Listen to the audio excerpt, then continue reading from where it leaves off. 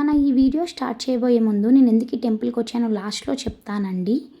అసలు నేను ఈ టెంపుల్ తీసి దీనికి వాయిస్ ఓవర్ ఇవ్వడానికి 55 టేక్స్ తీసుకున్నానండి కరెక్ట్గాన. ఇప్పటి వరకు కూడా నేను ఏ వీడియో కూడా నేను టేక్స్ తీసుకోలేదు. మహా అయితే 1 or 2 టైమ్స్, కొన్నిసార్లు అయితే 3 to 4 టైమ్స్ అంతే. అంటే తెలుగు పదాలు కొన్నిటి దగ్గర నాకు పలకడం రాక ఆ టైంలో నేను టేక్స్ తీసుకున్నా. కానీ ఇక్కడ తెలుగు పదాలు కొన్ని ఈజీగా ఉన్నా సరే అవి నా నోటి నుంచి బయటికి రావట్లేదు. అసలు ఆవిడకి మేబీ నేను ఈ వీడియో చేయడం ఇష్టం లేదో ఏమో. ఇదే లాస్ట్గా ట్రై చేద్దాం అనుకుంటున్నాను.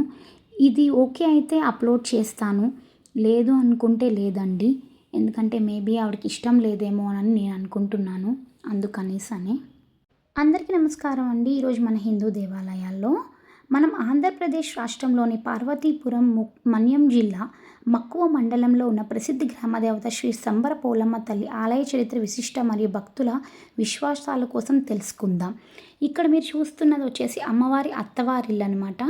ఇక్కడ నుంచి ఆవిడ్ని మనకి పండగ అయిన తరువాతన వచ్చే 4 వారాలు, అంటే పెద్ద పండగ సంక్రాంతి అయిన తర్వాత వచ్చే 4 వారాల్లోని ఆవిడ్ని పుట్టింటికి తీసుకొని వెళ్తారంట. ఇక్కడ ముందు మనం దర్శనం చేసుకున్న తర్వాత మనం పుట్టింటికి కూడా వెళ్ళిపోదాము.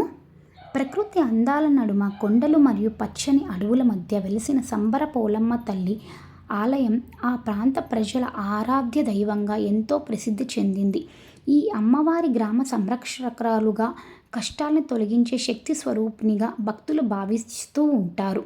స్థానిక పురాణ కథనాల ప్రకారం చాలా సంవత్సరాల క్రితం ఈ ప్రాంతం దట్టమైన అడవులతో నిండి ఉండేది.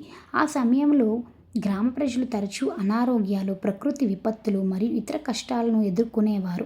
ఒకరోజు గ్రామంలోని కొందరు పెద్దలకు కలలో దివ్య కాంతితో ఒక అమ్మవారు దర్శనమిచ్చి, నేను ఈ ప్రాంతానికి రక్షణగా ఉన్న శక్తిని, నన్ను ప్రతిష్ఠించి పూజిస్తే మీ గ్రామాన్ని సుభిక్షంగా ఉంచుతానని చెప్పిందని విశ్వసిస్తూ ఉంటారు. ఆ కళను దైవ సంకేతంగా భావించిన గ్రామస్తులు అమ్మవారు సూచించిన ప్రదేశంలో వెతకగా ఒక పవిత్ర శిల కనిపించిందంట. ఆ శిలనే అమ్మవారి స్వరూపంగా భావించి అక్కడ చిన్న గుడిని నిర్మించి ప్రజలు ప్రారంభించారు పూజలు. కాలక్రమేణా ఆ చిన్న ఆలయం భక్తుల సహకారంతో పెద్ద దేవాలయంగా అభివృద్ధి చెందింది. సంబర పోలమ్మ తల్లి శక్తి స్వరూపిణి. భక్తులు ఆమెను దుర్గామాత అవతారంగా భావిస్తూ ఉంటారు. ముఖ్యంగా కుటుంబ సమస్యలు, ఆరోగ్య సమస్యలు, ఉద్యోగ సమస్యలు, సంతాన అభిలాష వంటి కోరికలతో భక్తులు అమ్మవారిని దర్శించుకుంటూ ఉంటారు. నిజమైన భక్తితో ప్రార్థిస్తే అమ్మవారు తమ కోరికలను నెరవేర్చుతారని విశ్వాసం.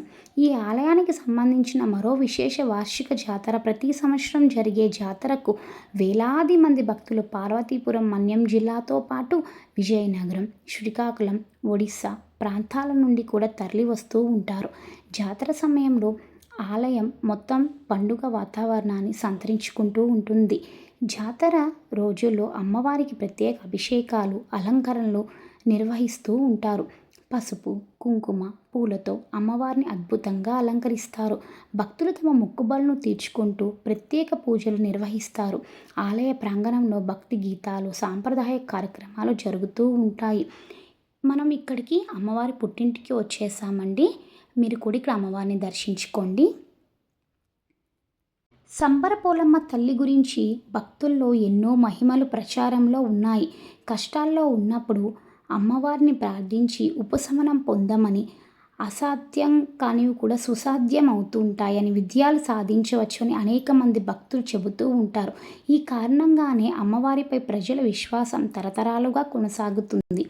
ఈ ఆలయాన్ని దర్శించిన భక్తులకు ఒక ప్రశాంతమైన ఆధ్యాత్మిక అనుభూతి కలుగుతుందని చెబుతూ ఉంటారు. గ్రామీణ వాతావరణం, ప్రకృతి అందాలు మరియు అమ్మవారి దివ్య సన్నిధానం కలిసి భక్తులకు ప్రత్యేకమైన అనుభూతిని అందిస్తూ ఉంటాయి.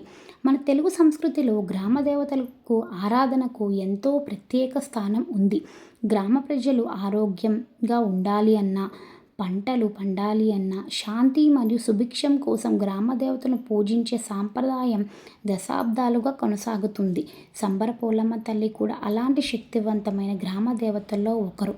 ఈరోజు కూడా మక్కువ మండలం మరియు పరిసర ప్రాంతాల ప్రజలు ప్రతి శుభకార్యానికి ముందు శంబర పోలమ్మ తల్లిని దర్శనమిచ్చి ఆశీర్వాదాలు తీసుకోవడానికి ఆనవాయితీగా కొనసాగుతుంది. అమ్మవారి కృపతో తమ కుటుంబాలు సుఖ సంతోషాలతో ఉంటాయని వారు విశ్వసిస్తూ ఉంటారు. ముగింపు. ఈ కథకు ఒక ముగింపు. పార్వతీపురం మన్యం జిల్లా మక్కువ మండలంలోని సంబర పోలమ్మ తల్లి ఆలయం కేవలం ఒక దేవాలయం మాత్రమే కాదు, భక్తుల విశ్వాసానికి, సాంప్రదాయాలకు మరియు ఆధ్యాత్మిక ప్రతీకగా నిలిచింది. నేను ఎందుకు వచ్చానో చెప్తానన్నాను కదండి. ఈవిడ నాకు అమ్మవారు మార్చి 26వ తారీఖు 2026న తెల్లవారుజామున 4 గంటలకి కల్లోకి వచ్చారండి. పసుపు కుంకుమ ఇమ్మని చెప్పినట్టు నాకు అనిపించింది. సో ఎప్పుడైతే అమ్మ వాళ్ళ ఇంటికి వచ్చానో అక్కడి నుంచి ఇక్కడికి వచ్చేసానమాట. దగ్గర 400 కిలోమీటర్స్ ట్రావెల్ చేసి వచ్చాను ఇక్కడికి. ఆవిడని దర్శించుకున్నాను. మీకు కూడా ఆ దర్శన భాగ్యం కలిగిందని మనస్ఫూర్తిగా కోరుకుంటున్నాను. ఫస్ట్ టైం ఎవరైనా మన ఛానల్ చూస్తూ ఉంటే please to like, share and subscribe the channel అండి.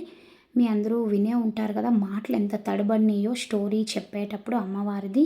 ఎందుకు అలా జరిగిందో నాకు అర్థం కాలేదు. మీకు ఏమైనా తెలిస్తే నాకు చెప్పండి.